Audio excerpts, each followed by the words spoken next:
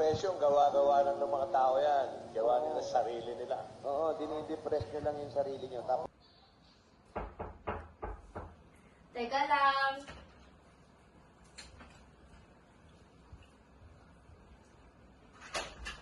Anak ko pala.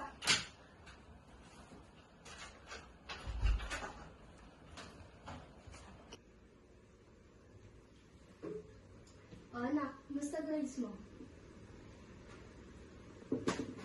Oh, grades ng anak mo. Ba't ganito grades mo, ha? Ha? Ha? Ano grades mo, ha? Tama na! Tama na! Hayaan mo na anak mo!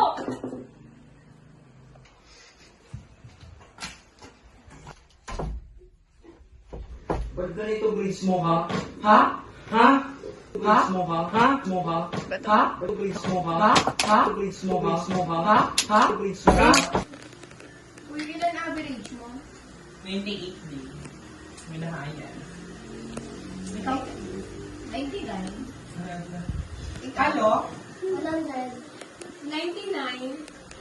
Eh, ikaw? Baka bagsak to. May problema yan. May problema. Baka. Academic. Ilan average mo? Uy, ilan average mo?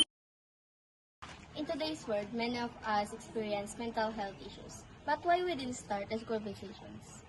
Self-care is essential. Learn to love yourself. I've struggled with anxiety and worry. But talking to loved ones help you find support. Taking care of your mental health as is important as your physical health.